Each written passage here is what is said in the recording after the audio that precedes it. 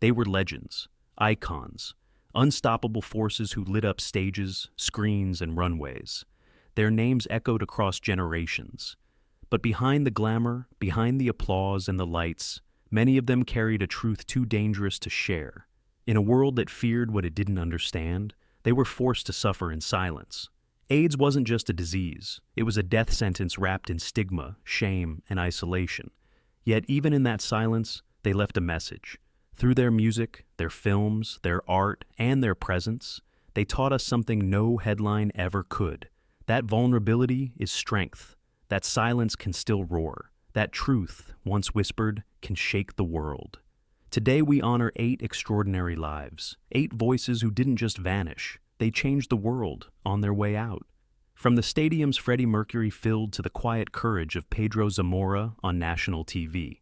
From Keith Haring's blazing murals to the heartbreak hidden behind Rock Hudson's smile, each of them dared to exist at a time when existence itself was rebellion. This isn't just a story of loss, it's a story of bravery, and once you hear it, you won't forget. 1. Freddie Mercury. He wasn't just a singer, he was a force of nature. Freddie Mercury, the electrifying frontman of Queen, didn't simply perform, he commanded. With a 4-octave range, a theatrical stage presence, and a charisma that could light up an entire stadium, he became one of the most iconic voices in rock history. Songs like Bohemian Rhapsody, Somebody to Love, and We Are the Champions weren't just chart toppers, they were anthems of defiance, vulnerability, and unapologetic individuality. Born Farrokh Bulsara in Zanzibar, Freddie reinvented himself completely, not just musically, but personally. Though he never came out publicly during his lifetime, those closest to him knew the truth. His bond with Mary Austin, his former fiancée turned lifelong friend, and later with his partner Jim Hutton, revealed a man who sought love quietly while carrying the weight of global stardom. In 1987, Freddie was diagnosed with HIV. He kept it private, choosing instead to pour what time he had left into music. The haunting music video for These Are the Days of Our Lives, filmed shortly before his death, showed a visibly frail man. But his spirit burned as bright as ever. On November 23, 1991, Freddie released a public statement confirming he had AIDS. Less than 24 hours later, he was gone. But his voice never truly left. In 1992, the Mercury Phoenix Trust was established in his name, funding AIDS awareness and education globally. Freddie Mercury didn't just sing about champions, he lived like one. And even in death, he gave the world one final encore. It's Rock Hudson. To the world, Rock Hudson was the ideal leading man. Tall, square-jawed, impossibly handsome, he was the epitome of 1950s masculinity, starring in films like Giant, Pillow Talk, and Magnificent Obsession. Women adored him, men admired him, and studios built entire careers around his image. But behind that carefully crafted Hollywood persona was a man living a life split in two. Born Roy Harold Scherer Jr. in Illinois, Rock worked hard to climb the ranks of Hollywood, eventually becoming one of the most bankable stars of his time. But he was also gay in an era when being out wasn't just risky. It was career suicide. He married briefly under pressure from studio executives, but the facade couldn't last forever. In private circles, his sexuality was known, but publicly, he remained the picture of heterosexual charm. That all changed in July 1985. Gaunt and visibly ill, Rock's appearance at a press conference shocked fans and reporters. Days later, his publicist confirmed what many had only whispered. Rock Hudson had AIDS. It was a cultural earthquake. For the first time, the American public was forced to confront the reality of the disease. The myth that AIDS only affected certain marginalized groups shattered. Hudson's diagnosis gave the epidemic a face, familiar, beloved, and impossible to ignore. He died just months later, on October 2, 1985, at age 59. But in his final act, Rock Hudson did something no role ever demanded of him. He told the truth. And in doing so, he helped change how a nation saw the disease and the people living with it. Liberace glitter. He was a spectacle unto himself. With rhinestone-studded pianos, candelabras twinkling to the rhythm of classical melodies, and a wardrobe that could outshine the Las Vegas Strip, Liberace wasn't just an entertainer. He was a phenomenon. Born Waju Valentino Liberace in Wisconsin to working-class immigrant parents, he climbed from prodigy to global sensation, becoming one of the highest-paid performers in the world. Audiences adored his flamboyance, his showmanship, his charm. His homes were lavish, his stage persona even more so. But behind all that glitter was a man fiercely committed to hiding who he truly was. For decades, rumors swirled about his sexuality, intensified by his famously intimate relationship with a young chauffeur, Scott Thorson. Liberace denied everything, sometimes even under oath. In a world where being gay could destroy a career, he chose silence, reinforced by lawsuits, denial, and a carefully constructed public image. As the AIDS epidemic gripped the 1980s, Liberace's health began to decline. He grew thin, pale. He claimed it was due to a watermelon diet, but the truth could no longer be hidden. In 1987, at the age of 67, Liberace died. Initially, the cause of death was listed as heart failure. The autopsy later confirmed it. AIDS-related pneumonia. In death, as in life, his truth had to fight its way into the light. Liberace gave the world music, magic, and magnificence. But he also gave us a tragic lesson in how fame and fear can silence even the loudest of voices. That's Pedro Zamora. Long before social media and viral hashtags, there was a 22-year-old Cuban-American named Pedro Zamora who transformed reality television into something deeply real. When he joined the cast of The Real World, San Francisco in 1994, he didn't just bring his luggage, he brought a message. Pedro was openly gay, openly HIV positive, and unwavering in his mission to educate, humanize, and inspire. Born in Havana in 1972 and raised in Miami, Pedro was diagnosed with HIV at the age of 17. Most would have shrunk into the shadows. Pedro stepped into the spotlight. He became a national voice, speaking at schools, on panels, and eventually on MTV. His presence on The Real World wasn't for drama, it was for truth. Viewers watched him fall in love with his partner, Sean Sasser, and share their commitment ceremony on air, one of the first same-sex unions ever broadcast on American television. At a time when AIDS was still shrouded in fear and misinformation, Pedro gave it a face, a heart, a name. His health deteriorated rapidly during filming. Just hours after the final episode aired, Pedro Zamora passed away on November 11th, 1994. He was only 22 years old, but his impact was seismic. President Bill Clinton praised him publicly. Health education across America changed, and countless young people saw, maybe for the first time, that AIDS was not just a statistic, it was a human story. Pedro didn't just fight a disease, he changed how a country saw it. 5. Keith Haring. Keith Haring didn't need galleries. He didn't wait for permission. With bold lines and radiant figures, he transformed subway stations, city walls, and public spaces into canvases of resistance and joy. His art was instantly recognizable, playful on the surface, yet brimming with urgency, rebellion, and truth.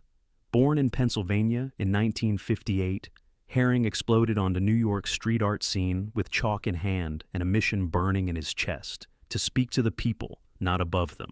As his fame grew, Haring didn't pull back, he pushed forward. He used his art not for decoration, but for declaration. He painted about race, capitalism, sexuality, and most of all, life in the shadow of AIDS. In 1987, at just 29, he was diagnosed with HIV. But instead of retreating, he intensified his pace. He founded the Keith Haring Foundation, supporting AIDS awareness and children's programs. His work became sharper, more personal, more defiant. He painted with a clock ticking inside his body, racing against time. And yet, he never let the disease define him. Until the very end, Keith Haring turned pain into purpose, transforming fear into color. He died in 1990 at just 31 years old, but his legacy never stopped moving. It dances across murals, pulses through classrooms, and stares back from museum walls as if to say, I was here, I mattered, and so do you. Brad Davis. Brad Davis was intensity personified. With piercing eyes and a raw, restless energy, he didn't just act, he inhabited every role. Audiences saw it clearly in Midnight Express, where his portrayal of a tortured American prisoner in a Turkish jail earned him a Golden Globe and international acclaim. But behind that magnetic screen presence was a man carrying battles far heavier than any character he ever played. Born in Florida in 1949, Davis rose quickly in the acting world. He was a devoted husband to actress Susan Bluestein and a loving father. But off-camera, his life was a whirlwind of contradictions. He struggled with addiction and demons that no script could contain. In 1985, he was diagnosed with AIDS. He told almost no one, not even many of his closest colleagues. He kept acting, kept auditioning, carrying the weight of a stigma that could have crushed his career in an instant. But Brad Davis refused to let the disease write his ending. In 1991, at just 41 years old, he made a devastatingly personal choice. With his wife's support, he ended his life through assisted suicide, taking back control from a world that had already taken too much. His final act wasn't one of surrender, but of defiance, a refusal to be remembered as a victim. Brad Davis didn't just perform with honesty. He lived and died with it too. 7. Anthony Perkins. To moviegoers, Anthony Perkins will forever be remembered as Norman Bates, the shy, unsettling motel clerk from Alfred Hitchcock's Psycho, a role that redefined horror and etched itself into cinematic history. But the character's duality, the gentle surface masking something darker, mirrored Perkins' own life more closely than most ever knew. Born in 1932 to a theatrical family, Anthony lost his father at just 5 years old, leaving him yearning for direction and identity. Hollywood found him early, casting him in sensitive, introspective roles that earned critical acclaim and even an Oscar nomination for Friendly Persuasion.